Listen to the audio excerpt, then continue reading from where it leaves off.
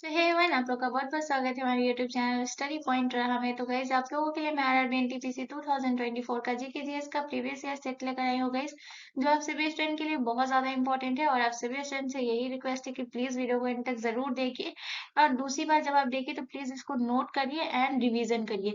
तो ये सबसे इंपॉर्टेंट चीज होती है किसी भी एग्जाम में सिलेक्शन लेने के लिए, कि जो चीज आपको नहीं पता है गाइज प्लीज उसको नोट बनाइए, उसको नोट करिए एंड देन उसका रिविजन करिए गाइज, बहुत इंपॉर्टेंट चीज होती है। तो चलिए गाइज, इस आरआरबी एनटीपीसी 2024 के जीके जीएस के प्रीवियस ईयर सेट को एक नए जोश और जुनून के साथ स्टार्ट करते हैं। और गाइज आज का हमारा जो आरआरबी एनटीपीसी का सेट चलेगा वो सेट 50 चलेगा, ये आपको ध्यान रखना है, ठीक है। तो चलिए आज के सेशन का पहला प्रश्न है गाइज, क्वेश्चन नंबर 1 है। क्वेश्चन नंबर 1 हमसे कह रहा है कि जाकिर हुसैन को पद्म विभूषण से कब सम्मानित किया गया। तो गाइज इनका जो है 2 दिन पहले ही जाकिर हुसैन का निधन हो गया, तो ये बहुत बहुत इंपॉर्टेंट प्रश्न बनेगा। तो यहाँ पे जाकिर हुसैन से जितने भी प्रश्न बनेंगे गाइस, मैं उन सारी चीजों को क्लियर करूंगी। तो प्लीज नोट कर लीजिएगा, क्योंकि इनका जो है 2 दिन पहले ही निधन हुआ है, तो यहाँ से बहुत सारे प्रश्न आपको देखने को मिलेंगे। तो याद रखिएगा, यहाँ पे जो है आपसे प्रश्न पूछा गया है कि जाकिर हुसैन को पद्म विभूषण से कब सम्मानित किया गया है। तो आपके ऑप्शन है, ऑप्शन ए 2023 में, ऑप्शन बी 2021 में, ऑप्शन सी 2007 में, या ऑप्शन डी 2019 में। सो गाइस इसका जो करेक्ट आंसर वो होगा ऑप्शन ए, जो है वो करेक्ट आंसर हो जाएगा। जाकिर हुसैन को जो है वो पद्म विभूषण से कब सम्मानित किया गया। तो 2023 में जो है इन्हें पद्म विभूषण से सम्मानित किया गया। अब यहाँ से जो है जितने भी प्रश्न बनते हैं उनको एक एक करके लिखेंगे। तो सबसे पहले हम जाकिर हुसैन के बारे में लिखेंगे गाइस। आपको बताना है कि जाकिर हुसैन जो है ये कौन से वादक थे, किस वाद्य से संबंधित है। तो याद रखिएगा, जाकिर हुसैन जो है एक प्रसिद्ध तबला वादक है, ये भी आपको ध्यान रखना है। जाकिर हुसैन जो है गाइस, याद रखिएगा ये प्रसिद्ध जो है तबला वादक है। और याद रखिएगा ये भी तबला वादक जो है ये सबसे कम उम्र के तबला वादक है, ये भी आपको ध्यान रखना है। तो जाकिर हुसैन जो है याद रखिएगा एक तबला वादक है। उसके बाद अगर हम बात करते हैं गाइस, इन्हें जो है कौन कौन सा अवार्ड मिला हुआ है गाइस, तो ये आपको ध्यान रखना है। इन्हें जो है पद्म श्री भी मिला हुआ है, ये भी आपको ध्यान रखना है। ये जितना भी प्रश्न बन रहा है गाइस जाकिर हुसैन से, उन सारी प्रश्नों को एक ही इसमें क्लियर करेंगे गाइस। तो इनको याद रखिएगा, इन्हें जो है पद्म श्री भी मिला हुआ है, आपको बताना है कब मिला। उसके बाद आपको बताना है कि इन्हें जो है गाइस याद रखिएगा, इन्हें जो है पद्म भूषण भी मिला हुआ है।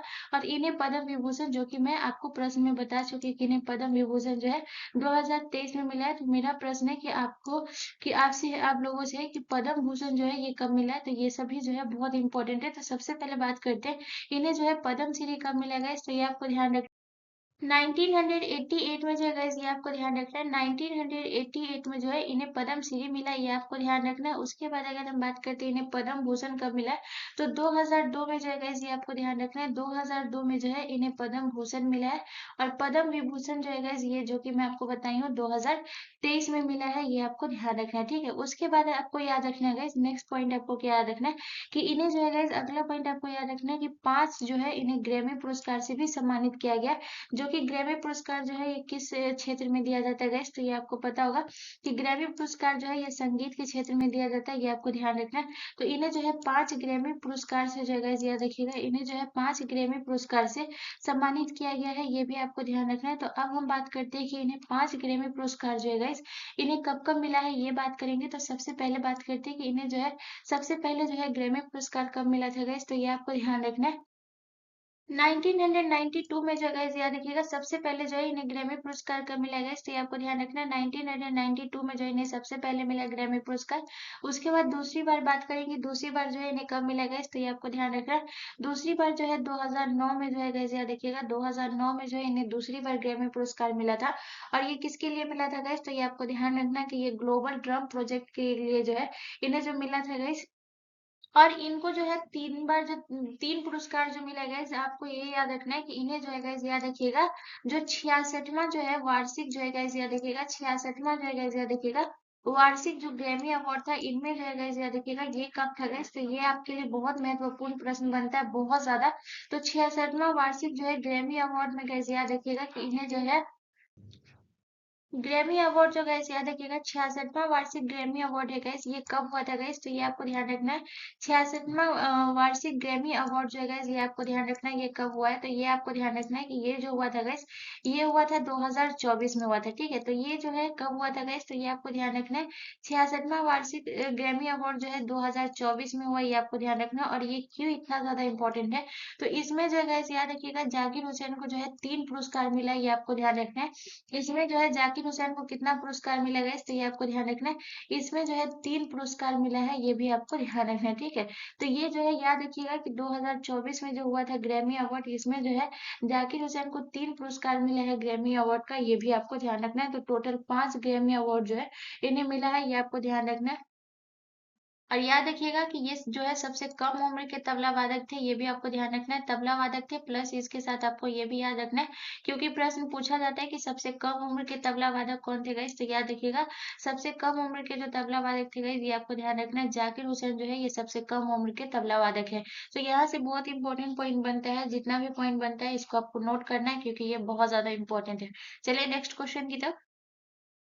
अगला क्वेश्चन हमारा क्वेश्चन नंबर 2 है गाइस। क्वेश्चन नंबर 2 कह रहा है कि कितने प्रकार के नागरिक सम्मान भारत सरकार द्वारा प्रदान किए जाते हैं। ये भी मोस्ट इंपॉर्टेंट पॉइंट है गाइस। मैं आपको बता रही हूँ कि मैं जितना भी प्रश्न लेकर आऊंगी सब बहुत इंपॉर्टेंट प्रश्न बनता है गाइस। आप खुद प्रश्न देखिए, ये जितना भी प्रश्न है बहुत आपके एग्जाम की दृष्टि से बहुत इंपॉर्टेंट है गाइस। तो प्लीज नोट बनाइए एंड रिविजन करिए।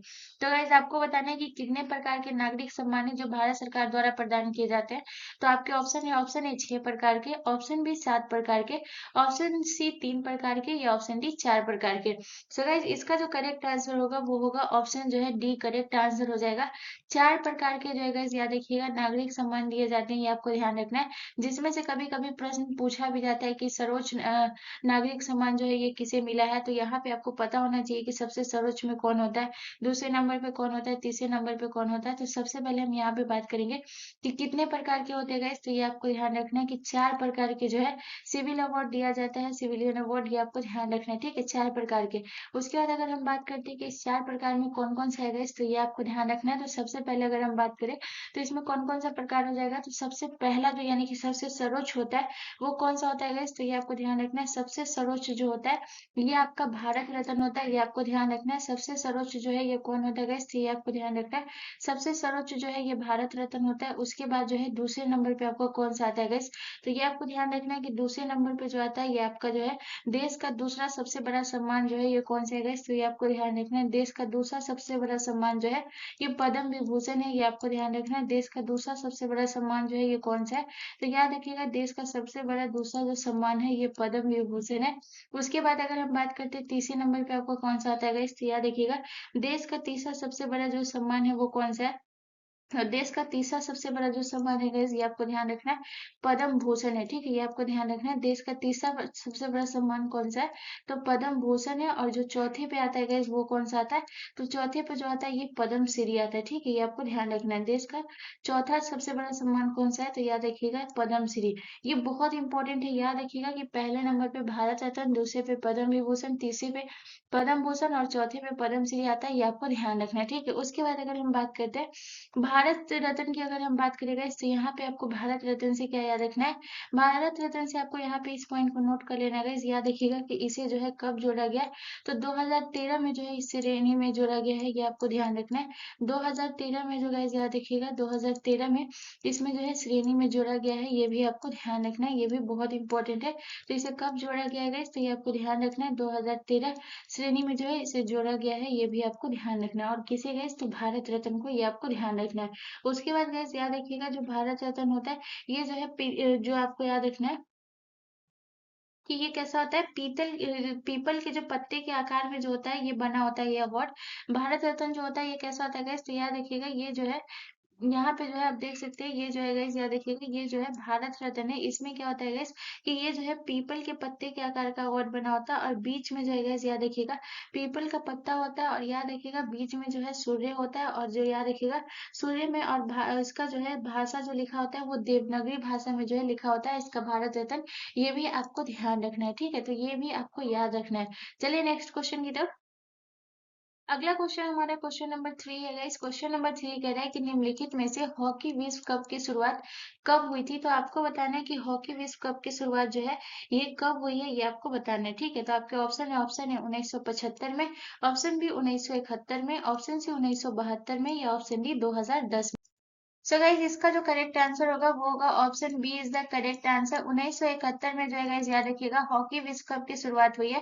और हॉकी विश्व कप की शुरुआत जो है गाइज अगर हम बात करें ये कहाँ था, अगर हम स्थान की बात करते हैं कि हॉकी विश्व कप की शुरुआत तो जो है वो 1971 में हुई थी, लेकिन कहाँ हुई थी गाइज, तो अगर हम स्थान की बात करें तो याद रखिएगा ये कहाँ हुआ था, बार्सिलोना में हुआ था। ये भी आपको ध्यान रखना है ये कहाँ हुआ था गाइज, तो ये आपको ध्यान रखना है ये जो हुआ था ये बार्सिलोना में हुआ था। ये भी आपको ध्यान रखना है, ये भी बहुत इंपॉर्टेंट है। ठीक है, तो हॉकी विश्व कप की शुरुआत जो है 1971 में बार्सिलोना में हुआ था। ये भी आपको ध्यान रखना है। अगर हम बात करते हैं कि इस समय जो है विजेता कौन था गाइस, अगर हम बात करते हैं जो 1971 में हुआ था जो कि बार्सिलोना में हुआ था, अगर इस समय की अगर हम विजेता पूछे गए तो इस समय के जो विजेता थे वो कौन थे गाइस, तो याद रखिएगा इस समय के जो विजेता हुआ था वो कौन था, वो पाकिस्तान जो है इस समय का विजेता कौन था गाइस, तो याद रखिएगा इस समय का जो विजेता था 1971 में जो पहला हॉकी जो विश्व कप हुआ था गाइस, इस समय जो विजेता बना था वो पाकिस्तान बना था। ठीक है, अगर आपसे प्रश्न पूछे कि भारत जो है ये कब जो है हॉकी विश्व कप जीता था गाइस, तो यहाँ पे जो है आपको जो है याद रखना है, जो कि आपको याद रखना है 1975। ठीक है, ये आपको ध्यान रखना है जो 1975 है ये बहुत इंपॉर्टेंट बन जाता है। तो याद रखिएगा जो आपको याद रखना है कि जो पुरुषों का जो हॉकी है ये भी आपको ध्यान रखना है, महिला और पुरुष दोनों का अलग अलग हॉकी होता है, तो ये आपको ध्यान रखना है। तो यहाँ पे हम बात करते हैं जो 1971 में जो गैस याद रखिएगा पुरुषों का जो है याद रखिएगा पुरुषों का जो है गैस याद रखिएगा पुरुषों का तीसरा संस्करण था, जो कि आपको याद रखना है पुरुषों का जो गाइस याद रखिएगा 1975 में जो हुआ था गाइस याद रखिएगा ये पुरुषों का तीसरा संस्करण था, यानी कि ये तीसरा हुआ था। ठीक है, ये आपको ध्यान रखना है तीसरा संस्करण था, ये भी आपको ध्यान रखना है। जिसमें जो है ये जीत किसकी हुई थी गाइस, तो ये आपको ध्यान रखना है। इसमें जो जीत हुई थी गाइस ये आपको ध्यान रखना है, इसमें जो है जीत किसकी हुई थी गाइस, तो ये आपको ध्यान रखना है। इसमें जो है कौन टीम विजेता बना था गाइस, तो याद रखिएगा इस टाइम जो है विजेता कौन बना था, तो भारत। ठीक है, तो 1975 में जो है ये हॉकी का तीसरा संस्करण हुआ था। पहला में जो है पाकिस्तान जीता था। दूसरा जो संस्करण हुआ था गाइस ये आपको ध्यान रखना है, दूसरा जो संस्करण हुआ था ये कब हुआ था गाइस, तो अगर हम बात करते हैं यहाँ पे अगर हम दूसरे आगे बात करें कि दूसरा जो संस्करण हुआ था ये कब हुआ था गाइस, तो ये आपको ध्यान रखना है पहला जो हुआ था 1971 में, दूसरा जो हुआ था गाइस ये आपको ध्यान रखना है 1972 में, और तीसरा जो हुआ था वो 1975 में हुआ था, जिसमें विजेता भारत हुआ था। अगर हम बात करते कि यहाँ पे अगर हम स्थान की बात करें कि यहाँ पे जो है ये स्थान कहाँ चुना गया था गाइस, तो ये आपको ध्यान रखना है। ये जो तीसरा संस्करण हुआ था ये कहाँ हुआ था, ये भी परीक्षा की दृष्टि से इंपॉर्टेंट बनता है, तो याद रखिएगा कुआलापुरम जो है गाइस याद रखिएगा ये जो है तीसरा स्थान जो है इसका कहाँ हो जाता है गाइस, तो ये आपको ध्यान रखना है कि इसका जो है तीसरा स्थान जो है गाइस याद रखिएगा कुआलापुरम जो है गाइस याद रखिएगा, ये भी बहुत इंपॉर्टेंट प्रश्न बन जाता है, तो ये आपको ध्यान रखना है, ये भी बहुत इंपॉर्टेंट। ठीक है, तो याद रखिएगा इसमें जो है तीसरा कुआलापुरम जो है, और याद रखिएगा अब तक जो है हॉकी विश्व कप में जो है जो भारत जीता है सिर्फ अभी तक सिर्फ यही जीता है 1975 में ही जो है भारत का पहला स्थान आया है, ये आपको ध्यान रखना है। ठीक है, चलिए नेक्स्ट क्वेश्चन की तरफ। अगला क्वेश्चन हमारा क्वेश्चन नंबर 4 है इस क्वेश्चन नंबर 4 कह रहा है कि निम्नलिखित में से कौन दामोदर नदी की सहायक नदी है, तो आपके ऑप्शन है बराकर नदी, ऑप्शन बी शीलावती नदी, ऑप्शन सी रूपनारायण नदी, या ऑप्शन डी कंसावती। तो गैस मोस्ट इंपॉर्टेंट पॉइंट है गैस, तो आपको बताना है कि दामोदर नदी की सहायक नदी कौन सी है गैस, तो इसका करेक्ट आंसर हो जाएगा ऑप्शन ए जो है करेक्ट आंसर हो जाएगा।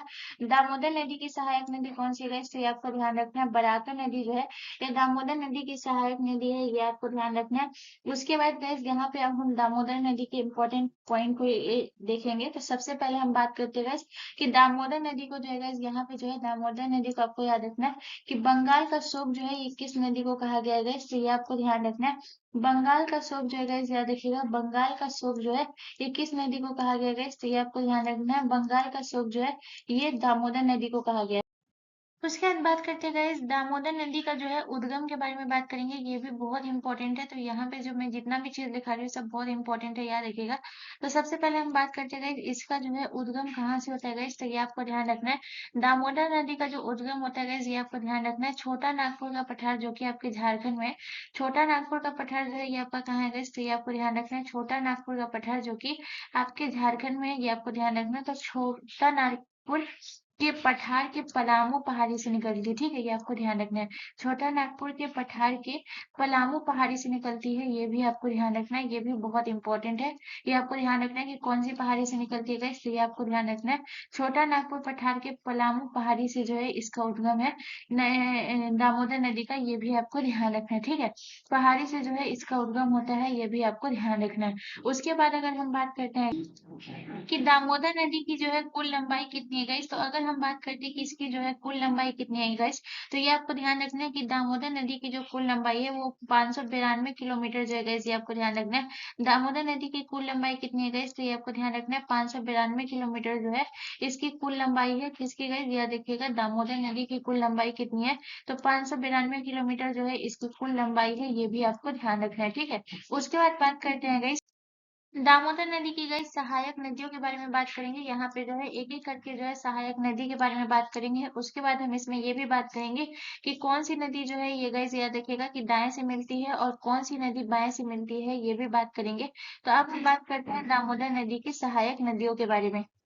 तो जैसे कि मैं आपको बताई हूँ कि क्वेश्चन में कि दामोदर नदी की सहायक नदी बराकर नदी है, तो इसमें अगर हम बात करें कि और कौन कौन सी नदी है गाइस, तो याद रखिएगा कोनार नदी जो है ये किसकी सहायक नदी है गाइस, तो ये आपको ध्यान रखना है कि कोनार जो है गाइस याद रखिएगा ये जो है किसकी सहायक नदी है, ये है आपकी दामोदर नदी की सहायक नदी है। उसके बाद अगर नेक्स्ट नदी की बात करें गाइस, तो याद रखिएगा कोनार हो गया। उसके बाद आपको याद रखना है जो सबसे प्रसिद्ध है, याद रखिएगा जमुनिया।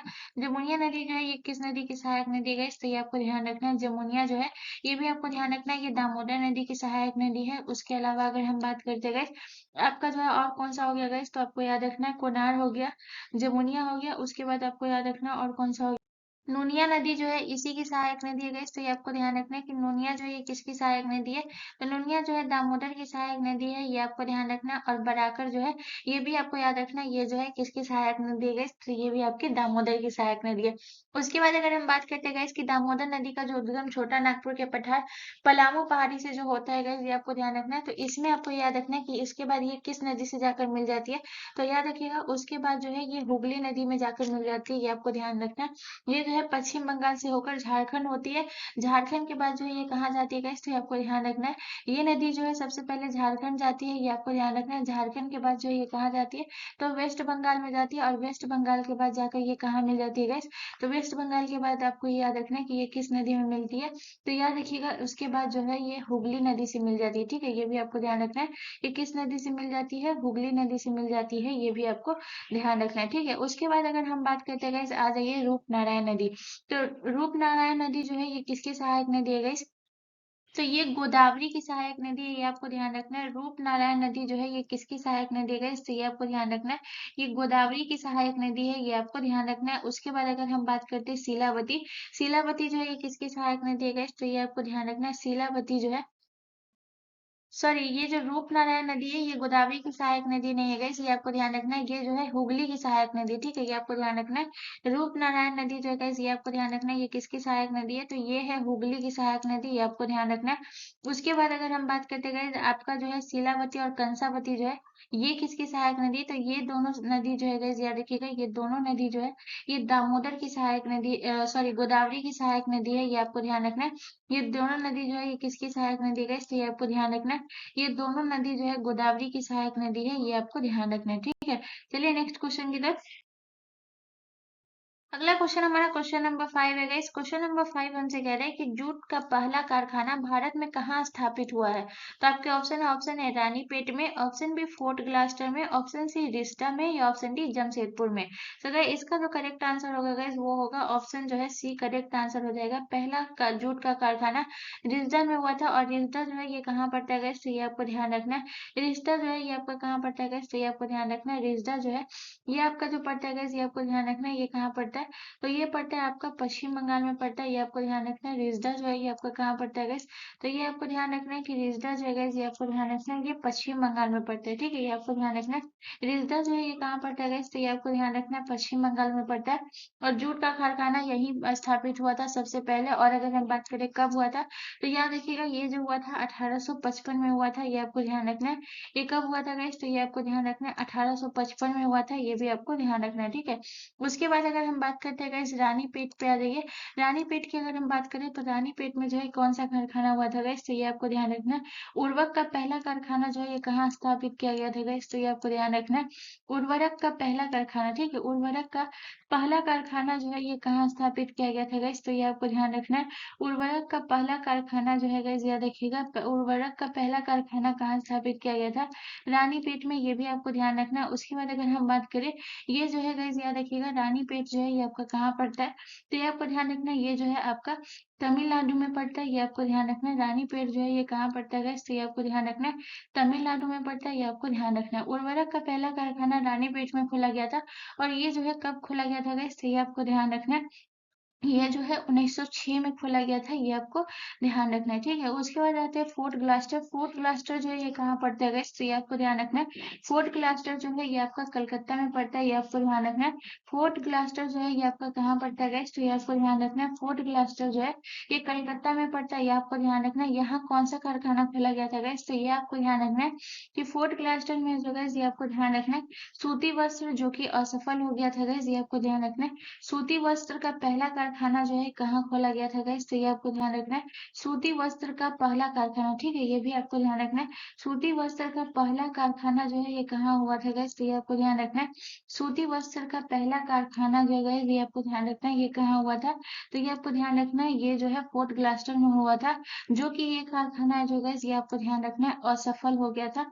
ये कारखाना जो है गाइस ये आपको ध्यान रखना है, ये क्या हो गया था, ये कारखाना जो है असफल हो गया था। अगर हम बात करें कि ये कारखाना जो है इसे कब स्थापित किया गया था, फोर्ट ग्लास्टर का सूती वस्त्र का कारखाना, तो ये भी आपको ध्यान रखना है गाइस, ये जो हुआ था 1818 में, ये भी आपको ध्यान रखना है, ठीक है। ये कब हुआ था, स्थापित 1818 में। उसके बाद अगर हम बात करते हैं जमशेदपुर में की बात करें, तो जमशेदपुर में आपका जो है सबसे पहला कारखाना किसका खोला गया था, तो लौह इस्पात का सबसे पहला कारखाना जो है ये कहाँ खोला गया था गाइस, तो ये आपको ध्यान रखना है। लौह इस्पात का सबसे पहला कारखाना जो है, लौह इस्पात का पहला कारखाना जमशेदपुर में खोला गया था। लौह इस्पात का पहला कारखाना जो है ये कहाँ खोला गया था, तो याद रखिएगा जमशेदपुर में। अगर हम बात करें कब खोला गया था, तो याद रखिएगा 1907 में जो है ये खोला गया था, ये आपको ध्यान रखना है। ये कारखाना कब खोला गया था, 1907 में ये कारखाना को खोला गया था, ये भी आपको ध्यान रखना है। चलिए नेक्स्ट क्वेश्चन की तरफ। अगला क्वेश्चन हमारा क्वेश्चन नंबर 6 है गाइस। क्वेश्चन नंबर 6 कह रहा है कि कबड्डी की कितनी शैलियों को आधिकारिक तौर पर मान्यता प्राप्त है, तो आपके ऑप्शन है, ऑप्शन ए 3 शैलियों को, ऑप्शन बी 6 शैलियों को, ऑप्शन सी 4 शैलियों को, या ऑप्शन डी 2 शैलियों को। मोस्ट इंपॉर्टेंट पॉइंट है गाइस, याद रखिएगा। तो कबड्डी की कितनी शैलियों को आधिकारिक तौर पर मान्यता प्राप्त है, तो याद रखिएगा 4 शैलियों को आधिकारिक तौर पर मान्यता प्राप्त है, ये आपको ध्यान रखना है। कितनी शैलियों को, तो याद रखिएगा 4 शैलियों को जो है आधिकारिक तौर पर मान्यता प्राप्त है। अगर हम बात करें कि ये 4 शैली आपकी कौन कौन सी है, तो यहाँ पे जो है याद रखिएगा 4 शैली। तो पहला शैली जो है ये कौन सा है, तो ये आपको ध्यान रखना है। पहला शैली जो है ये आपका अमन हो गया। दूसरा शैली जो है ये आपका कौन सा हो गया गाइस, तो दूसरा जो है ये आपका संजीवनी हो गया, ये आपको ध्यान रखना है। दूसरा जो है ये आपका कौन सा शैली हो गया कबड्डी का, तो याद रखिएगा दूसरा शैली जो हो गया ये संजीवनी हो गया। तीसरा शैली जो है ये कौन सा हो गया गाइस, तो ये आपको ध्यान रखना है। तीसरा जो है ये गामिनी हो गया, ये आपको ध्यान रखना है। तीसरा जो शैली है ये कौन सी शैली है गाइस, ये आपको ध्यान रखना है। तीसरा जो शैली है गाइस ये आपको ध्यान रखना है, गामिनी हो गया। और चौथा जो है ये कौन सी शैली हो गई, तो ये आपको ध्यान रखना है। चौथा जो हो गया ये कौन सा शैली हो गया गाइस, तो ये आपको ध्यान रखना है। हुतुटु जो है ये इसका जो है चौथा शैली हो गया, ये आपको ध्यान रखना है। चौथा शैली जो है ये कौन सा हो गया गाइस, तो ये आपको ध्यान रखना है। हुतुटु जो है इसका जो है चौथा शैली हो गया, ये भी आपको ध्यान रखना है, ठीक है। अगर हम बात करते हैं गाइस अमर जो है ये सबसे ज्यादा जो है ये जो है आपका जो है कहाँ खेला जाता है, कहाँ के खिलाड़ियों के द्वारा, तो याद रखिएगा अमर जो है सबसे अमर शैली जो है ये सबसे ज्यादा पंजाब में चलता है, ठीक है, ये आपको ध्यान रखना है।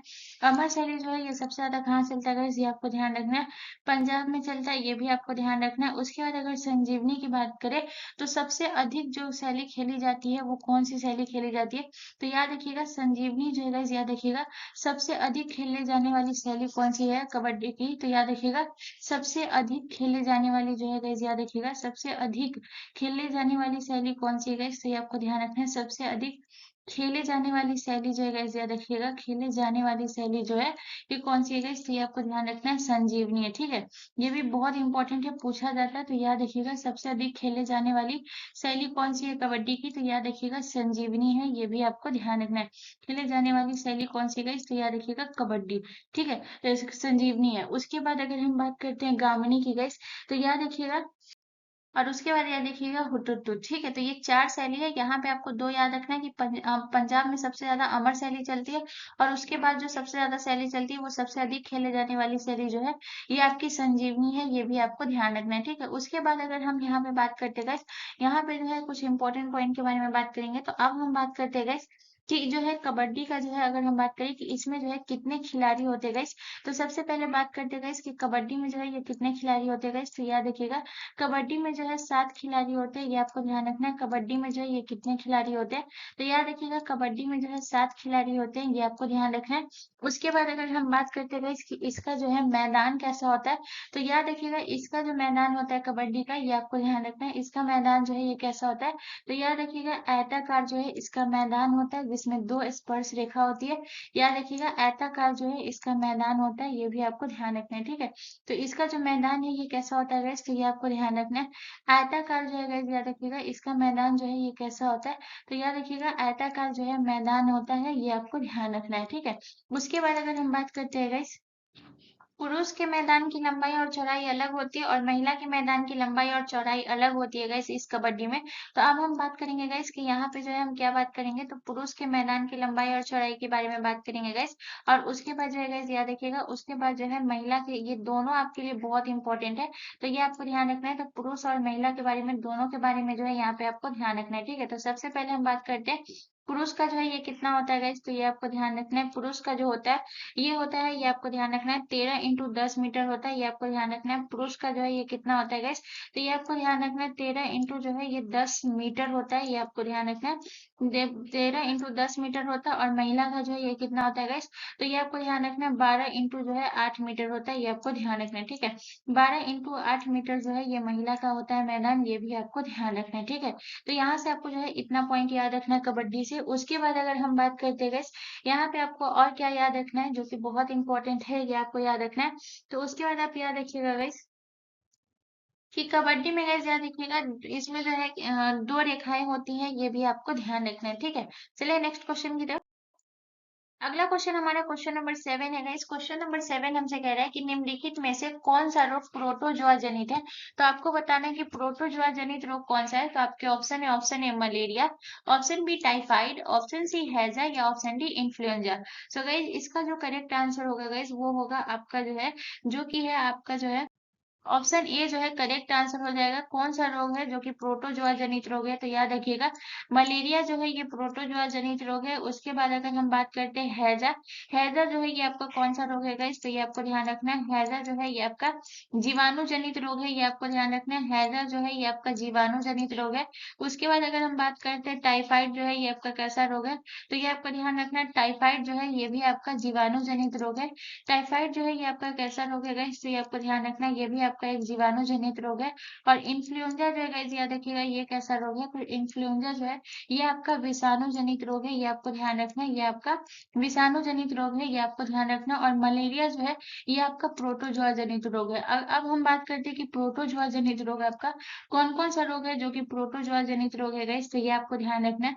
जैसे कि आपका जो हो गया गाइस पायरिया, पायरिया जो है गाइस याद रखिएगा ये कैसा रोग हो गया गाइस, तो ये आपको ध्यान रखना है। पायरिया जो है गाइस याद रखिएगा ये आपका एक प्रोटोजोआ जनित रोग हो गया। उसके बाद आपको याद रखना है गाइस काला जल जो है ये किसके कौन सा रोग हो गया गाइस, ये बहुत बार एग्जाम में पूछा जाता है कि काला जल जो है ये कैसा रोग है गाइस, तो ये आपको ध्यान रखना है। काला जल जो है याद रखिएगा ये जो है प्रोटोजोआ जनित रोग है। उसके अलावा अगर हम बात करते हैं गाइस आपको याद रखना है जो कि आपको हो गया पेचिस, पेचिस जो है ये कैसा रोग हो गया गाइस, तो याद रखिएगा पेचिस जो है ये भी आपका प्रोटोजोआ जनित रोग हो गया। उसके बाद आपको याद रखना है गाइस कि आपका कौन सा हो गया गाइस, तो आपका हो गया गाइस पेचिस के बाद आपको याद रखना है निद्रा रोग। निद्रा रोग जो है ये कैसा रोग हो गया गाइस, तो ये आपको ध्यान रखना है। निद्रा रोग जो है ये आपको ध्यान रखना है, ये प्रोटोजोआ जनित रोग है, ये भी आपको ध्यान रखना है। तो ये प्रोटोजोआ जनित रोग याद रखिएगा कौन कौन सा रोग है जो कि आपका प्रोटोजोआ जनित रोग है। चलिए नेक्स्ट क्वेश्चन की तरफ। अगला क्वेश्चन हमारा क्वेश्चन नंबर 8 है गाइस। क्वेश्चन नंबर 8 हमसे कह रहा है कि निम्नलिखित में से चंद्रवाल का युद्ध किस वर्ष हुआ था। बहुत इंपॉर्टेंट है, याद रखिएगा। तो चंद्रवाल का युद्ध कब हुआ था? 1191 ईस्वी में। ऑप्शन बी 1194 ईस्वी में, ऑप्शन सी 1192 ईस्वी में, या ऑप्शन डी 1190 ईस्वी में।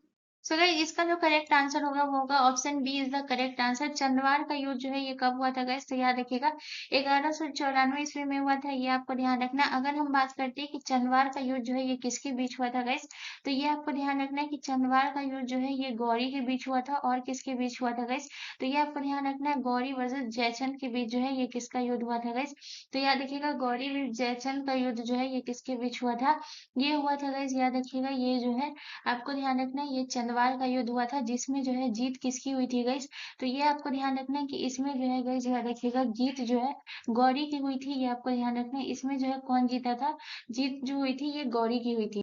उसके बाद बात करते हैं गाइस कि जयचंद जो है गाइस ये आपको ध्यान रखना है ये कहाँ के राजा थे गाइस। तो ये आपको ध्यान रखना है जयचंद जो है ये आपके कन्नौज के राजा थे। ये आपको ध्यान रखना है जयचंद जो है ये कहाँ के राजा थे गाइस। तो ये आपको ध्यान रखना है कन्नौज के राजा थे, ये आपको ध्यान रखना है। और उसके बाद अगर हम बात करें कि ये किस वंश के थे गाइस, याद रखिएगा जयचंद जो है ये किस वंश के थे ये भी पूछा जाता है। तो याद रखिएगा जयचंद जो है गाइस ये भी बहुत इंपॉर्टेंट है। तो याद रखिएगा ये गढ़वाल वंश के थे। जयचंद जो है ये किस वंश के थे गाइस, तो ये आपको ध्यान रखना है जयचंद जो है ये आपको ध्यान रखना है ये गढ़वाल वंश के थे। ये भी आपको ध्यान रखना है, ठीक है। तो ये भी पूछा जाता है कि जयचंद जो है ये किस वंश के थे, गढ़वाल वंश के। और कहाँ के राजा थे गाइस, तो ये आपको ध्यान रखना है कन्नौज के राजा थे। ये भी आपको ध्यान रखना है, ठीक है। उसके बाद गाइस यहाँ पे हम बात करेंगे गौरी के कुछ इंपॉर्टेंट युद्ध के बारे में, जो कि परीक्षा की दृष्टि से बहुत ज्यादा इंपॉर्टेंट है। तो याद रखिएगा गौरी का आपको याद रखना है कि मोहम्मद गौरी का गाइस याद रखिएगा मोहम्मद गौरी का जो है गाइस याद रखिएगा कुछ इंपॉर्टेंट युद्ध के बारे में, जिसमें से हम पहले युद्ध के बारे में जो चर्चा करेंगे गाइस वो आपको ध्यान रखना है। ये कौन सा हुआ था गाइस, तो ये आपको ध्यान रखना है जो कि 1191 का युद्ध याद रखना है 1191 का। उसके बाद याद रखना है 1192 का युद्ध। उसके बाद 1100 और जो कि आपको एक लिखाई हुई 1194, तो इसको अभी हटा देते हैं। तो हमको इस दो युद्ध के बारे में बात करेंगे इस 1191 के बारे में और 1192 के बारे में, जो कि ये दोनों युद्ध बहुत ज्यादा इंपॉर्टेंट है और यहाँ से जो है सवाल पूछे जाते हैं। तो सबसे पहले हम बात करेंगे कि 1191 में जो है कौन सा युद्ध हुआ था गाइस। तो ये आपको ध्यान रखना है कि 1191 में जो है ये तराइन का जो है गाइस याद रखिएगा तराइन का जो है ये प्रथम युद्ध हुआ था। ये आपको ध्यान रखना है। और 1192 में जो है गाइस याद रखिएगा ये तराइन का दूसरा युद्ध हुआ था। ये आपको ध्यान रखना है। ये तराइन का कौन सा युद्ध हुआ था, दूसरा युद्ध हुआ था। ये आपको ध्यान रखना है। अब यहाँ पे बात करते गए जो कि बहुत ज्यादा इंपॉर्टेंट है। तो यहाँ पे जो है 1191 में जो तराइन का प्रथम युद्ध हुआ था ये किसके बीच हुआ था, तो ये आपको ध्यान रखना है कि तराइन का प्रथम युद्ध जो हुआ था ये गौरी के बीच हुआ था। और पृथ्वीराज तृतीय के बीच में जो है ये युद्ध हुआ था। ये गौरी के बीच में हुआ था और किसके बीच में हुआ था गाइस, तो ये आपको ध्यान रखना है ये गौरी के बीच में हुआ था और पृथ्वीराज जो है गाइस याद रखिएगा ये तृतीय के बीच में हुआ था, ठीक है। ये भी आपको ध्यान रखना है। जिसमें जो है जीत किसकी हुई थी, इसमें जो है जीत हुआ था जो कि गौरी का जीत हुआ था। ये भी आपको ध्यान रखना है। सॉरी, इसमें जो है किसकी जीत हुई थी गाइस, तो ये आपको ध्यान रखना है इसमें जो जीत हुआ था ये पृथ्वीराज के बीच में जो युद्ध हुआ था और गौरी के बीच में। तो इसमें जो है गौरी हार गया था और जीत किसकी हुई थी, तो याद रखिएगा पृथ्वीराज की हुई थी। और 1192 में जो है ये युद्ध किसके बीच हुई थी, तो ये युद्ध जो है ये गौरी के बीच में ही ये युद्ध हुआ था। ये आपको ध्यान रखना है। और किसके बीच में हुआ था, गौरी वर्सेस जो है गाइस याद रखिएगा ये पृथ्वीराज के बीच में ही हुआ था। ये भी पृथ्वीराज तृतीय के बीच में ही ये युद्ध हुआ था। ये आपको ध्यान रखना है। गौरीराज और पृथ्वीराज तृतीय के बीच में जो है ये युद्ध हुआ था। ये भी आपको ध्यान रखना है। इसमें जो है जीत किसकी हुई थी, तो ये 1192 जो तराइन का दूसरा युद्ध था इसमें जो है जीत गौरी की हुई थी और पहला बार में जो है ये हार गया था। ये आपको ध्यान रखना है, ठीक है। चलिए नेक्स्ट क्वेश्चन की तरफ। अगला क्वेश्चन हमारा क्वेश्चन नंबर 9 है। इस क्वेश्चन नंबर 9 हमसे कह रहा है कि जम्मू और कश्मीर का लोक नृत्य निम्नलिखित में से कौन सा है। तो आपके ऑप्शन है, option A Giddha, option B Chholiya, option C Yakshagana, या option D Rouf. So guys इसका जो करेक्ट आंसर होगा वो होगा option D is the correct answer. Jammu और कश्मीर का जो लोक नृत्य है राउफ जो है ये जम्मू और कश्मीर का लोक नृत्य उसके बाद बात करते हैं कि जम्मू कश्मीर का लोक नृत्य और कौन-कौन सा है गाइस, तो ये आपको ध्यान रखना है कि जट्टा। जट्टा जो है ये किस राज्य का लोक नृत्य है गाइस, तो ये आपको ध्यान रखना है जट्टा जो है ये जम्मू कश्मीर का लोक नृत्य है। उसके बाद आपको याद रखना है गाइस और कौन सा है ये तो हफीजा। हफीजा जो है ये किस राज्य का लोक नृत्य है गाइस, तो ये आपको ध्यान रखना है हफीजा जो है ये जम्मू कश्मीर का लोक नृत्य है। उसके अलावा अगर हम बात करते हैं गाइस और कौन सा हो गया, तो और उसके बाद जो है हिकार। हिकार जो है ये किस राज्य का लोक नृत्य हो गया गाइस, तो ये आपको ध्यान रखना है हिकार जो है ये जम्मू कश्मीर का हो गया। उसके बाद अगर हम बात करते हैं गाइस आपका नौबत। नौबत जो है किस राज्य का लोक नृत्य हो गया। नौबत जो है गाइस याद रखिएगा ये जम्मू कश्मीर का लोक नृत्य हो गया। उसके अलावा अगर हम बात करते हैं हुजरी। हुजरी जो है ये किस राज्य का लोक नृत्य हो गया गाइस, तो ये आपको ध्यान रखना है। हुजरी जो है ये जम्मू कश्मीर का लोक नृत्य हो गया, ये भी आपको ध्यान रखना है। ठीक है, उसके बाद अगर हम बात करते हैं कि गाइस कि ये जो है हफीजा जो नृत्य है गाइस याद रखिएगा इसमें जो है ये महिलाओं के द्वारा किया जाता है। हफीजा जो नृत्य है गाइस ये आपको ध्यान रखना है ये किसके द्वारा किया जाता है, ये महिलाओं के द्वारा। उसके बाद अगर हम बात करते हैं छोलिया। छोलिया जो है ये किस राज्य का लोक नृत्य है, तो छोलिया जो है ये उत्तराखंड का लोक नृत्य है, ये आपको ध्यान रखना है। छोलिया जो है ये किस राज्य का लोक नृत्य है इससे आपको ध्यान रखना है। छोलिया जो है ये उत्तराखंड का है। उसके बाद अगर हम बात करते हैं गिद्धा। गिद्धा जो है ये किस राज्य का लोक नृत्य है इससे आपको ध्यान रखना है। पंजाब का जो लोक नृत्य है ये कौन सा है, तो गिद्धा जो है ये पंजाब का लोक नृत्य है। उसके बाद अगर हम बात करते हैं यक्षगान। यक्षगान जो है ये कहाँ का है, ये बहुत इंपॉर्टेंट है याद रखिएगा। तो यक्षगान जो है याद रखिएगा ये कर्नाटक का लोक नृत्य कौन सा है, तो याद रखिएगा कर्नाटक का लोक नृत्य जो है ये यक्षगान है, ये आपको ध्यान रखना है। ठीक है, चलिए नेक्स्ट क्वेश्चन की तरफ। अगला क्वेश्चन हमारा क्वेश्चन नंबर 10 है। इस क्वेश्चन नंबर 10 कह रहा है कि कुतुब मीनार का नाम किस सूफी संत के नाम पर रखा गया था, तो आपके ऑप्शन है ऑप्शन ए सैयद वहीद अशरफ के नाम पे, ऑप्शन बी कुतुबुद्दीन बख्तियार काकी के नाम पे, या ऑप्शन डी कुतुबुद्दीन ऐबक के नाम पे, या ऑप्शन डी साबिर कालियारी के नाम पे। सो गाइस इसका जो करेक्ट आंसर होगा वो होगा option B is the correct answer. Qutub Minar जो है ये कुतुबुद्दीन बख्तियार काकी के नाम पे रखा गया था, ये आपको ध्यान रखना है। उसके बाद गए कुतुब मीनार का सबसे पहले हम यहाँ पे इंपॉर्टेंट पॉइंट के बारे में बात करेंगे। तो सबसे पहले हम बात करेंगे कि इसका जो है निर्माण जो है ये किसने शुरू करवाया गया, तो ये आपको ध्यान रखना है। इसका जो निर्माण शुरू करवाया था गाइस ये आपको ध्यान रखना है, ये किसने करवाया था, तो याद रखिएगा गुलाम वंश के जो पहले शासक थे गाइस ये आपको ध्यान रखना है। कुतुबुद्दीन ऐबक ने जो है गाइस याद रखिएगा कुतुबुद्दीन ऐबक ने जो है गाइस ये आपको ध्यान रखना है, ये जो है कुतुब मीनार का जो है निर्माण स्टार्ट करवाया था, ये आपको ध्यान रखना है।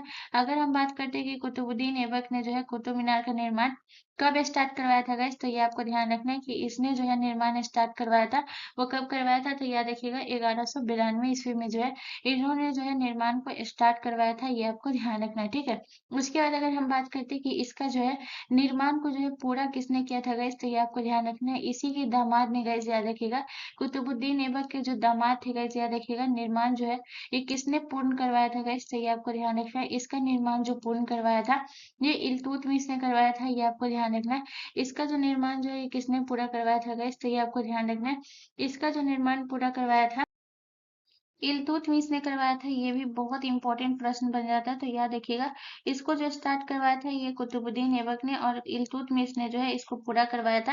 अब हम बात करते हैं कि इल्तुतमिश ने इसे कब पूरा करवाया था, तो याद रखिएगा 1220 ईस्वी में जो है इसे पूरा करवाया गया था, इसको ये आपको ध्यान रखना है। ठीक है, उसके बाद जो है गाइस याद रखिएगा 1220 के बाद जो है इसका जो है याद रखिएगा कि 3 मंजिल जो है इसका पूरा हुआ था, यानी कि इसमें जो है इसने एक और मंजिल को जोड़ करके गाइस याद रखिएगा इल्तुतमिश ने इसे पूरा करवाया था। उसके बाद जो है गाइस याद रखिएगा 1300 जो है 69 में गाइस याद रखिएगा यानी कि 1369 में जो है गाइस याद रखिएगा बिजली के कारण जो है इसका एक मंजिल नष्ट हो गया था, जिसकी वजह से जो है इसका जो क्षतिग्रस्त हो गया था। तो फिर बाद में जो है इसका जो है याद रखिएगा बाद में जो है जब जब ये क्षतिग्रस्त हो गया था तो इसे फिर से जो है किसने जोड़ा था गाइस, तो याद रखिएगा इसे जो फिर से जोड़ा था ये आपको नाम याद रखना है फिरोज शाह तुगलक। ठीक है, ये आपको ध्यान रखना है इसे किसने जोड़ा था, तो याद रखिएगा फिरोज शाह तुगलक ने जो है इसे जोड़ा था, ये आपको ध्यान रखना है। ठीक है, इसे जो है किसने जोड़ा था ये आपको ध्यान रखना है, जो पूरी तरीके से इसके निर्माण को ये करवाया था तो वो है फिरोज शाह तुगलक। अब यहाँ पे बात करते हैं इस कुतुब मीनार के बारे में जो कि बहुत ज्यादा इंपॉर्टेंट है। यहाँ पे आपको क्या है लिखना है गाइस, तो यहाँ पे आपको ये याद रखना है कि इसे जो है यूनेस्को में कब शामिल किया गया, ये बहुत इंपॉर्टेंट प्रश्न बन जाता है। तो ये आपको ध्यान रखना है कि इसे जो है यूनेस्को में कब शामिल किया गया गाइस, तो याद रखिएगा इसे जो है यूनेस्को में 1900 गाइस याद रखिएगा इसे जो है 1993 में यूनेस्को में 1993 में जो है गाइस याद रखिएगा इसे जो है यूनेस्को में 1993 में जो है शामिल किया गया, ये भी बहुत इंपॉर्टेंट पॉइंट है। ये भी आपको ध्यान रखना है कि इसे यूनेस्को में कब शामिल किया गया गाइस, तो 1993 में इसे शामिल किया गया, ये भी आपको ध्यान रखना है। ठीक है, चलिए नेक्स्ट क्वेश्चन की तरफ। अगला क्वेश्चन हमारा क्वेश्चन नंबर 11 है गाइस। क्वेश्चन नंबर 11 कह रहा है कि लाख बख्श के नाम से जाने जाने वाला भारतीय शासक कौन था? तो आपके ऑप्शन है, option A Qutbuddin Aibak, option B Firoz Shah Tughlaq, option C Bahlol Lodi या option D Iltutmish. So guys इसका जो करेक्ट आंसर होगा गाइस वो होगा ऑप्शन जो है ए करेक्ट आंसर हो जाएगा। कुतुबुद्दीन ऐबक जो है गाइस याद रखिएगा ये जो है लाख बख्श के नाम से जाना जाने वाला था। उसके अलावा लाखों का दान देने वाला जो है, लाख बख्श का मतलब क्या होता है? लाखों का दान देने वाला। उसके अलावा कुतुबुद्दीन ऐबक को कैसे याद रखिएगा, लाख बख्श के नाम से जाना जाता था। उसके बाद है इसके शासन काल के बारे में बात करें तो कुतुबुद्दीन ऐबक ने 1206 से लेकर जो है कब तक शासन किया था? 1206 से लेकर 1210 तक जो है इसने शासन किया था।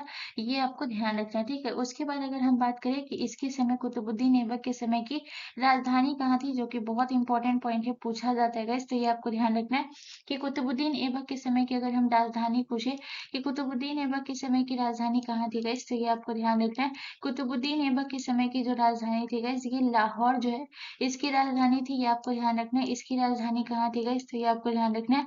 कुतुबुद्दीन ऐबक की राजधानी जो थी ये लाहौर थी, ये भी आपको ध्यान रखना है। उसके अलावा याद रखिएगा इसकी जो है मृत्यु कैसे हुई थी गाइस, तो ये आपको ध्यान रखना है कि अगर हम बात करते हैं कि कुतुबुद्दीन ऐबक की जो है ये मृत्यु कैसे हुई गाइस, तो ये आपको ध्यान रखना है। पोलो खेलते समय जो है ये किसकी मृत्यु हुई थी गाइस, तो ये आपको ध्यान रखना है। पोलो खेलते समय जो है याद रखिएगा, पोलो खेलते समय जो है ये किसकी मृत्यु हुई थी गाइस, तो पोलो खेलते समय जो है गाइस याद रखिएगा कुतुबुद्दीन ऐबक की मृत्यु हो गई थी, ये आपको ध्यान रखना है। उसके अलावा गाइस याद रखना है कि इन्होंने जो है कुछ चीजों का निर्माण करवाया था जो कि आपको बहुत इंपॉर्टेंट है। याद रखिएगा इन्होंने जो है गाइस याद रखिएगा कुतुब मीनार का निर्माण किसने करवाया, तो ये आपको ध्यान रखना है कि कुतुब मीनार का निर्माण जो है गाइस याद रखिएगा, कुतुब मीनार का निर्माण जो है गाइस याद रखिएगा ये किसने करवाया, कुतुबुद्दीन ऐबक ने। उसके बाद आपको याद रखना है 2.5 दिन का झोपड़ा जो है किसने करवाया था, तो याद रखिएगा 2.5 दिन का झोपड़ा जो है ये भी कुतुबुद्दीन ऐबक ने करवाया था, तो ये भी आपको ध्यान रखना है। उसके अलावा गाइस अगर हम बात करते हैं कि कुतुबुद्दीन ऐबक जो है ये किस वंश से संबंधित है, तो याद रखिएगा कुतुबुद्दीन ऐबक जो है ये किस वंश से संबंधित है, तो कुतुबुद्दीन ऐबक जो है ये गुलाम वंश से संबंधित है, यानी कि गौरी के बाद जो है गुलाम वंश का पहला शासक जो है इसी को बनाया गया था, यानी कि इसे कुतुबुद्दीन ऐबक जो है कोई जगह याद रखिएगा गुलाम वंश का वास्तविक संस्थापक कहा जाता है, ये भी आपको ध्यान रखना है। चलिए नेक्स्ट क्वेश्चन की तरफ। अगला क्वेश्चन हमारा क्वेश्चन नंबर 12 है गाइस। क्वेश्चन नंबर 12 कह रहा है कि कालिदास पुरस्कार किस क्षेत्र में दिया जाता है, तो आपके ऑप्शन है, ऑप्शन ए कला क्षेत्र में, ऑप्शन बी साहित्य क्षेत्र में, ऑप्शन सी खेल क्षेत्र में या ऑप्शन डी फिल्म के क्षेत्र में। सो गाइस इसका जो करेक्ट आंसर होगा ऑप्शन ए जो है करेक्ट आंसर हो जाएगा गाइस। याद रखिएगा कालिदास पुरस्कार जो है ये किस क्षेत्र में दिया जाता है, तो कला के क्षेत्र में दिया जाता है, ये आपको ध्यान रखना है। उसके अलावा अगर हम बात करते हैं कि कालिदास पुरस्कार जो है ये किसके क्षेत्र में दिया जाता है गाइस, तो ये आपको ध्यान रखना है। ये जो है गाइस याद रखिएगा संगीत के क्षेत्र में दिया जाता है, ये आपको ध्यान रखना है। ये किस क्षेत्र में दिया जाता है, संगीत के क्षेत्र में दिया जाता है। उसके अलावा अगर हम बात करें तो याद रखिएगा इसे जो है और कौन से क्षेत्र में दिया जाता है गाइस, तो ये आपको ध्यान रखना है, नाटक में दिया जाता है। उसके अलावा जो है कालिदास नाटक के लिए दिया जाता है, और उसके बाद आपको याद रखना है ललित कला के लिए भी दिया जाता है, तो ये 3 आपको याद रखना है। यानी कि ये साहित्य के लिए, फिल्म के लिए, इसके लिए नहीं मिलता है गाइस, ये किसके लिए, संगीत के लिए, नाटक के लिए और ललित कला के लिए मिलता है, ये आपको ध्यान रखना है कालिदास सम्मान। अब हम बात करते हैं कि इस सम्मान की जो है गाइस याद रखिएगा कालिदास पुरस्कार की जो है शुरुआत कब हुई थी गाइस, तो ये आपको ध्यान रखना है कालिदास पुरस्कार की जो शुरुआत हुई थी ये कब हुई थी गाइस, तो ये आपको ध्यान रखना है कालिदास पुरस्कार की शुरुआत 1980 में हुई थी, ये आपको ध्यान रखना है, ठीक है। उसके बाद बात करते हैं गाइस कि कालिदास पुरस्कार जो है ये कहाँ से किस सरकार के द्वारा दिया जाता है गाइस, तो ये आपको ध्यान रखना है। कालिदास पुरस्कार जो है ये बहुत इंपॉर्टेंट है, याद रखिएगा ये मध्य प्रदेश सरकार के द्वारा जो है ये दिया जाता है, ये आपको ध्यान रखना है। कालिदास पुरस्कार जो है गाइस याद रखिएगा ये मध्य प्रदेश सरकार के द्वारा जो है कौन सा पुरस्कार दिया जाता है, ये आपको ध्यान रखना है। तो मध्य प्रदेश सरकार द्वारा जो है ये याद रखिएगा मध्य प्रदेश सरकार द्वारा जो है ये प्रदान किया जाता है, ये भी आपको ध्यान रखना है, ठीक है। मध्य प्रदेश सरकार द्वारा जो है ये प्रदान किया जाता है, ये भी आपको ध्यान रखना है। तो कालिदास पुरस्कार से आपको इतना याद रखना है, ठीक है। चलिए उसके बाद नेक्स्ट प्रश्न की तरफ बढ़ते हैं। तो अगले क्वेश्चन की तरफ बढ़ते हैं। अगला क्वेश्चन हमारा क्वेश्चन नंबर 13 है गाइस। क्वेश्चन नंबर 13 कह रहा है कि निम्नलिखित में से हाइड्रोजन बम किसने विकसित किया है? तो आपके ऑप्शन है, ऑप्शन ए नोल्ड और रुस्का ने, option B G L Bayer ने, ऑप्शन सी रॉबर्ट वाटसन ने, या ऑप्शन डी एडवर्ड टेलर ने। सो गाइस इसका जो करेक्ट आंसर होगा वो होगा ऑप्शन डी जो है करेक्ट आंसर हो जाएगा। हाइड्रोजन बम जो है ये किसने विकसित किया था? तो एडवर्ड टेलर ने जो है हाइड्रोजन बम को विकसित किया था। उसके बाद अगर हम बात करते हैं हाइड्रोजन बम का जो है सबसे पहला जो है गैस याद रखिएगा, दुनिया के पहले हाइड्रोजन बम का जो है परीक्षण कब किया गया था गैस, तो ये आपको याद रखना। अगर हम बात करें कि इस हाइड्रोजन बम का जो है ये परीक्षण कब हुआ था गैस, बहुत इंपॉर्टेंट है, याद रखिएगा। तो इस हाइड्रोजन बम का जो है जो परीक्षण किया गया था ये कब किया गया था गैस, तो ये आपको ध्यान रखना है। इसका परीक्षण किया गया था 1952 में जो है इस बम का परीक्षण किया गया था, ये आपको ध्यान रखना है। इस बम में जो है याद रखिएगा ड्यूटेरियम और ट्रिटियम का इस्तेमाल किया जाता है। और ये जो है गाइस याद रखिएगा इसमें जो है हाइड्रोजन बम में जो गाइस याद रखिएगा इसमें जो है धमाका जो होता है ये 3 चरण में धमाका होता है, ये आपको ध्यान रखना है। इसमें जो है कितने चरण में धमाका होता है गाइस, तो ये आपको ध्यान रखना है। 3 चरण में जो है हाइड्रोजन बम जो है ये धमाकेदार होता है, धमाका होता है, ये आपको ध्यान रखना। और ये परमाणु बम से भी ज्यादा खतरनाक होता है, ये आपको ध्यान रखना है, ठीक है। उसके बाद अगर हम बात करते हैं गाइस कि आपका जो है रडार का आविष्कार किसने किया था गाइस, तो ये आपको ध्यान रखना है कि रडार का आविष्कार किया रॉबर्ट वाटसन ने जो है ये किसका आविष्कार किया था गाइस, तो ये आपको ध्यान रखना है। रॉबर्ट वाटसन ने जो गाइस ये आपको ध्यान रखना है। रडार का आविष्कार जो है ये किसने किया था, तो रॉबर्ट वाटसन ने जो गाइस ये आपको ध्यान रखना है रडार का आविष्कार किया था, ये भी आपको ध्यान रखना है। उसके बाद अगर हम बात करते गाइस आपका नोल और रुस्का के बारे में अगर हम बात करें गाइस, तो इन्होंने जो है ये किसका आविष्कार किया था, तो नोल और रुस्का ने जो गाइस याद रखिएगा इलेक्ट्रॉन सूक्ष्मदर्शी का निर्माण जो है आविष्कार जो है ये किसने किया था गाइस, तो ये आपको ध्यान रखना है। इलेक्ट्रॉन सूक्ष्मदर्शी का जो है याद रखिएगा इलेक्ट्रॉन इलेक्ट्रॉन सूक्ष्मदर्शी का जो है ये किसने किया था गाइस, तो ये आपको ध्यान रखना है। इलेक्ट्रॉन सूक्ष्मदर्शी का जो है ये किसने किया था गाइस, तो ये आपको ध्यान रखना है। ये जो किया था गाइस याद रखिएगा नोल और रुस्का ने। और उसके बाद अगर हम बात करते हैं जेएल बेयर ने जो है ये किसका किया था, तो टेलीविजन का आविष्कार जो है टेलीविजन का आविष्कार जो है ये किसने किया था गाइस, तो ये आपको ध्यान रखना है। टेलीविजन का आविष्कार जो है गाइस याद रखिएगा टेलीविजन का आविष्कार जो है ये किसने किया था, तो याद रखिएगा टेलीविजन का जो आविष्कार किया था गाइस ये आपको ध्यान रखना है। जेएल बेयर ने जो है ये टेलीविजन का आविष्कार किया था, ये भी आपको ध्यान रखना है, ठीक है। चलिए नेक्स्ट क्वेश्चन की तरफ। अगला क्वेश्चन हमारा क्वेश्चन नंबर 14 है गाइस। क्वेश्चन नंबर 14 कह रहा है कि गोल किस प्रसिद्ध भारतीय खिलाड़ी की आत्मकथा है? तो आपके ऑप्शन है, ऑप्शन ए रूप सिंह की, ऑप्शन बी मेजर ध्यानचंद की, ऑप्शन सी बलवीर सिंह की, या ऑप्शन डी सुनील छेत्री की।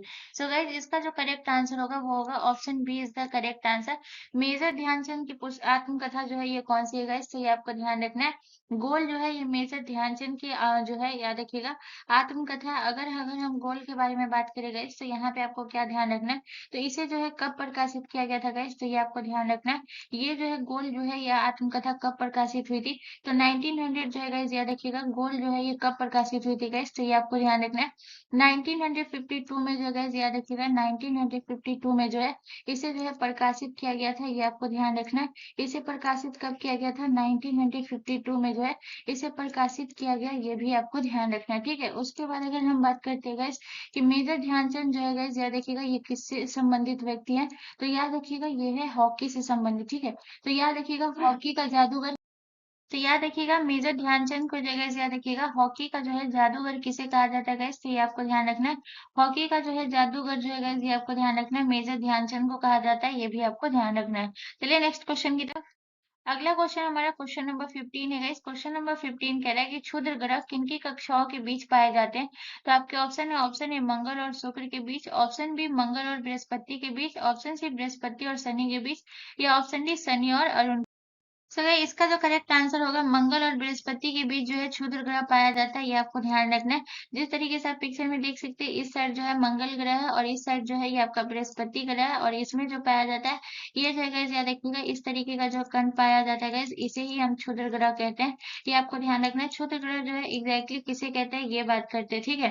तो याद रखिएगा क्षुद्र ग्रह जो है गाइस याद रखिएगा इसे किसे कहते हैं, तो याद रखिएगा कि जो ग्रह के जो विस्फोट किए हुए जो टुकड़े होते हैं गाइस याद रखिएगा उसे से ही क्षुद्र ग्रह उसका निर्माण हुआ है, ऐसा खगोलीय शास्त्र का कहना है, शास्त्रियों का कहना है। ये आपको ध्यान रखना है, यानी कि आपको याद रखना है कि जो आकाशीय पिंड होते गए याद रखते हैं उस सूर्य की परिक्रमा करते हैं, ठीक है। तो याद रखिएगा ये जो है ये क्या कहलाता है, ये क्षुद्र ग्रह कहलाता है, ये आपको ध्यान रखना है।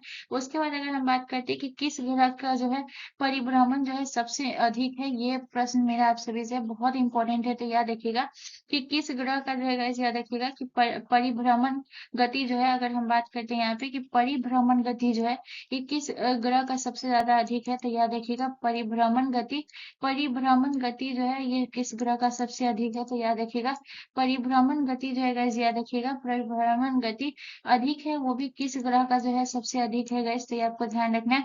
परिभ्रमण गति अधिक है, वो भी किस ग्रह का गाइस, तो ये आपको ध्यान रखना है। बुध का जो है परिभ्रमण गति जो है सबसे ज्यादा अधिक है, ये भी बहुत इंपॉर्टेंट पॉइंट है, तो इसको आपको ध्यान रखना है। मोस्ट इंपॉर्टेंट पॉइंट याद रखिएगा कि किस ग्रह का परिभ्रमण गति बहुत ज्यादा अधिक है, तो याद रखिएगा ये है बुध का, ठीक है। चलिए नेक्स्ट क्वेश्चन की तरफ। अगला क्वेश्चन हमारा क्वेश्चन नंबर 16 है गाइस। क्वेश्चन नंबर 16 कह रहा है कि भारतीय मानक देशांतर रेखा कितने राज्यों से होकर गुजरती है, तो आपके ऑप्शन है, ऑप्शन ए 6 राज्यों से होकर, ऑप्शन बी 8 राज्यों से होकर, ऑप्शन बी 5 राज्यों से होकर, या ऑप्शन डी 9 राज्यों से होकर। सो गाइस याद रखिएगा भारतीय मानक देशांतर रेखा जो है ये टोटल जो है गाइस याद रखिएगा 5 राज्यों से होकर गुजरती है, तो ऑप्शन सी हमारा करेक्ट आंसर हो जाएगा। इसका जिस तरीके से मैंने ट्रिक याद किया है गाइस, तो इसका ट्रिक मैंने कैसे याद किया कि ऊपर में छरपा ओ आंधी, इसको मैं कैसे याद करती हूँ, तो याद रखिएगा ऊपर में छरपा ओ आंधी, इस तरीके से आप याद कर सकते हैं। ऊपर में छरपा ओ आंधी, इसका जो है आपको ट्रिक याद रखना है, कुछ चीजों का ट्रिक याद रखना बहुत ज्यादा इंपॉर्टेंट है। तो याद रखिएगा ऊपर में छरपा ओ आंधी जो है गाइस ये आपको ध्यान रखना है, ठीक है। अगर हम बात करते हैं कि यहाँ पे जो है इस ट्रिक से हम कैसे याद करते हैं कि ये 5 राज्यों से होकर गुजरती है, तो ऊपर में उप में हो जाता है आपका कौन सा हो जाता है गाइस, तो ये आपको ध्यान रखना है। ये आपका जो है उप में आपका कौन सा हो जाएगा गाइस, तो ये आपको ध्यान रखना है उत्तर प्रदेश हो गया, ठीक है। उसके बाद अगर हम बात करते हैं फिर आपका कौन सा हो गया, उत्तर प्रदेश हो गया। उसके बाद जो है मैं से आपका कौन सा हो गया गाइस, तो ये आपको ध्यान रखना है। मैं से आपका जो है ये मध्य प्रदेश हो गया, उत्तर प्रदेश हो गया, मध्य प्रदेश हो गया। उसके बाद अगर हम बात करते हैं आपका छरपा का जो है कौन सा हो गया गाइस, तो छरपा का हो गया गाइस, आपको याद रखना है। छरपा से आपका कौन सा हो गया, छ से छरपा से आपका कौन सा हो गया छत्तीसगढ़। छरपा से आपका कौन सा हो गया गाइस, तो ये आपको ध्यान रखना है छत्तीसगढ़ हो गया। ओ से आपका कौन सा हो गया गाइस, तो ओ से हो गया आपका उड़ीसा। ओ से आपका जो है ये कौन सा हो गया, ओ से हो गया आपका उड़ीसा। और जो है गाइस आंधी से आपका कौन सा हो गया, आंधी से हो गया आपका आंध्र प्रदेश। तो ये आपको ध्यान रखना है कि ये टोटल कितने राज्यों से होकर गुजरा, तो ये जो है गाइस याद रखिएगा ये टोटल जो है ये 5 राज्यों से होकर गुजरता है। इस वजह से मैं इसे जो है इस ट्रिक से याद रखिएगा तो आपको बहुत आसानी होगी। उसके बाद अगर हम बात करते हैं इसे जो है मानक समय रेखा को जो है क्या कहते हैं गाइस, तो ये आपको ध्यान रखना है कि अगर हम बात करते हैं कि इसकी जो है स्थापना कब हुई थी गाइस, तो ये भी आपको डेट याद रखना है कि मानक समय देशांतर रेखा की स्थापना जो है ये कब हुई थी गाइस, तो ये आपको ध्यान रखना है। ये जो हुआ था 1947 में हुआ था, ये भी आपको ध्यान रखना है, ठीक है। चलिए नेक्स्ट क्वेश्चन की तरफ। अगला क्वेश्चन हमारा क्वेश्चन नंबर 17 है गाइस। क्वेश्चन नंबर 17 कह रहा है कि ल्यूमेन किसका मात्रक है, तो आपके ऑप्शन है, ऑप्शन ए विद्युत धारा का, ऑप्शन बी जूल का, ऑप्शन सी न्यूटन का, या ऑप्शन डी ज्योति फ्लक्स का। सो गाइस इसका जो करेक्ट आंसर होगा वो होगा option D is the correct answer. Lumen जो है ये ज्योति फ्लक्स का मात्रक है, ये आपको ध्यान रखना है। उसके बाद जब बात करते हैं विद्युत धारा का जो है ये किसका मात्रक है गाइस, तो याद रखिएगा एम्पियर का मात्रक जो है ये क्या होता है गाइस, तो ये आपको ध्यान रखना है कि एम्पियर का जो मात्रक होता है गाइस ये आपको ध्यान रखना है। एम्पियर का मात्रक जो है ये क्या कहलाता है, तो एम्पियर का मात्रक जो है ये विद्युत धारा जो है ये किसका मात्रक है, तो विद्युत धारा जो है याद रखिएगा एम्पियर का मात्रक जो है ये क्या होता है, तो एम्पियर जो है ये किसका मात्रक है, तो विद्युत धारा का जो है एम्पियर मात्रक है, ये आपको ध्यान रखना है। उसके बाद अगर हम बात कर सकते हैं गाइस कि कार्य जो है ये किसका मात्रक है, तो ये आपको ध्यान रखना है जूल का कार्य का जो है ये किसका मात्रक है, जूल का। और न्यूटन याद रखिएगा बल का जो मात्रक है ये क्या है, तो बल जो है ये किसका मात्रक है, न्यूटन का। ये भी आपको ध्यान रखना है, ठीक है। चलिए नेक्स्ट क्वेश्चन की तरफ। अगला क्वेश्चन हमारा क्वेश्चन नंबर 18 है। इस क्वेश्चन नंबर 18 हमसे कह रहा है कि कौन सा ऊर्जा रूपांतरण है जो प्रकाश संश्लेषण नामक प्रक्रिया में होता है। तो आपके ऑप्शन ए रासायनिक ऊर्जा से स्थितिज ऊर्जा, ऑप्शन बी प्रकाश ऊर्जा से रासायनिक ऊर्जा, ऑप्शन सी ऊष्मीय ऊर्जा से प्रकाश ऊर्जा, या ऑप्शन डी ऊष्मायी ऊर्जा से रासायनिक ऊर्जा। सो गाइस इसका जो करेक्ट आंसर होगा गाइस वो होगा जो आपका हो गया प्रकाश ऊर्जा से जो है ये कौन सा रासायनिक ऊर्जा। ऑप्शन बी हमारा करेक्ट आंसर हो जाएगा, यानी कि प्रकाश संश्लेषण ऐसी प्रक्रिया होती है गाइस जिसमें जो है पेड़ पौधे सूरज प्रकाश जो होता है ये कार्बन डाइऑक्साइड और की मदद से जो है ये भोजन बनाते हैं, जिसमें प्रकाश की ऊर्जा जो है क्या करती है रासायनिक ऊर्जा में परिवर्तित करती है। और इसमें आपको याद रखना है इसका उपयोग जो है बहुत सारे जीव जंतु करते हैं, जैसे कि पौधा हो गया, शैवाल हो गया, बैक्टीरिया हो गया। इसका उपयोग जो है ये सभी करते हैं। इसका उपयोग जो है ये कौन कौन से करते हैं तो ये आपको ध्यान रखना है। इसका उपयोग जो है ये शैवाल भी करते हैं, ये भी आपको ध्यान रखना है। इसके अलावा जो है पौधे भी जो है इसका उपयोग करते हैं, ये आपको ध्यान रखना है। पौधे हो गए, जंतु हो गए, बैक्टीरिया हो गए, ये सब इसका उपयोग करते हैं, ये आपको ध्यान रखना है। ठीक है, चलिए नेक्स्ट क्वेश्चन की तरफ। अगला क्वेश्चन हमारा क्वेश्चन नंबर 19 है गाइस। क्वेश्चन नंबर 19 हमसे कह किसी परमाणु का रासायनिक व्यवहार निर्भर करता है उसके, यानी कि किसी परमाणु का रासायनिक व्यवहार किस पे निर्भर करता है। तो आपके ऑप्शन है न्यूक्लियस में प्रोटॉनों की संख्या, ऑप्शन बी आपसे कह रहा है कि न्यूक्लियस के गिर्द घूम रहे इलेक्ट्रॉनों की संख्या पर, या ऑप्शन सी न्यूक्लियस में न्यूट्रॉनों की संख्या पर, या ऑप्शन डी न्यूक्लियस के न्यूक्लियनों की संख्या पर। सो गाइस इसका जो करेक्ट आंसर होगा वो होगा option B is the correct answer. Nucleus के गिर्द घूम रहे इलेक्ट्रॉनों की संख्या पर जो है ये परमाणु संख्या का व्यवहार जो है ये किस पर निर्भर करता है। तो न्यूक्लियस के जो गिर्द घूम रहे इलेक्ट्रॉनों की संख्या होती है उसी पर जो है इसका व्यवहार निर्भर करता है, ये आपको ध्यान रखना है। ठीक है, चलिए नेक्स्ट क्वेश्चन की तरफ। अगला क्वेश्चन हमारा क्वेश्चन नंबर 20 है गाइस। क्वेश्चन नंबर 20 हमसे कह रहा है कि प्रयोगशाला में सर्वप्रथम डीएनए का संश्लेषण जो है ये किसने किया था। तो आपके ऑप्शन है, ऑप्शन ए खुराना ने, ऑप्शन बी मिलर ने, ऑप्शन सी डी ब्रीज ने, या ऑप्शन डी केल्विन ने। सो गाइस इसका जो करेक्ट आंसर होगा वो होगा option A is the correct answer. Khurana ने जो है ये सर्वप्रथम डीएनए का संश्लेषण किया था, ये आपको ध्यान रखना। तो प्रयोगशाला में सर्वप्रथम डीएनए का संश्लेषण जो है खुराना ने किया था, और इनके लिए जो गाइस याद रखिएगा 1972 में जो है इन्हें नोबेल पुरस्कार से भी सम्मानित किया गया था, ये भी आपको ध्यान रखना है। 1972 में जो गाइस ये आपको ध्यान रखना है इन्हें जो है नोबेल पुरस्कार से भी सम्मानित किया गया था, ये भी बहुत इंपॉर्टेंट पॉइंट है, याद रखिएगा। जो है डीएनए का संश्लेषण जो है किसने किया था गाइस, तो ये आपको ध्यान रखना है। इसे जो है 1972 में जो है नोबेल पुरस्कार से जो है गाइस याद रखिएगा सम्मानित किया गया था खुराना को, ये आपको ध्यान रखना है। इनका जो है पूरा नाम क्या था गाइस, तो ये आपको ध्यान रखना है। इनका जो पूरा नाम था गाइस ये आपको ध्यान रखना है, हरगोविंद खुराना जो है इनका जो है पूरा नाम क्या है गाइस, तो ये आपको ध्यान रखना है। इन्हें जो है हरगोविंद खुराना के नाम से, तो कहीं कहीं पे अगर खुराना की जगह पे हरगोविंद खुराना दे तो ये भी आपको ध्यान रखना है कि इनका जो है पूरा नाम क्या है, तो याद रखिएगा हरगोविंद खुराना जो है इनका पूरा नाम है, ये आपको ध्यान रखना है। जो कि सर्वप्रथम डीएनए का संश्लेषण किया था, ये भी आपको ध्यान रखना है। ठीक है, तो गाइस आपका आरआरबी एनटीपीसी 2024 का जो प्रैक्टिस सेट 50 था ये कंप्लीट होता है। यहाँ से आपको कोई भी कंफ्यूजन है मुझे कमेंट करके जरूर पूछ सकते हैं, आप मुझे कमेंट करके जरूर पूछ सकते हैं, मैं उसको जरूर रिप्लाई कर। तो ठीक है, आपको कोई भी कंफ्यूजन है मुझे कमेंट करके जरूर पूछिएगा। मिलते हैं नेक्स्ट वीडियो में गाइस, धन्यवाद।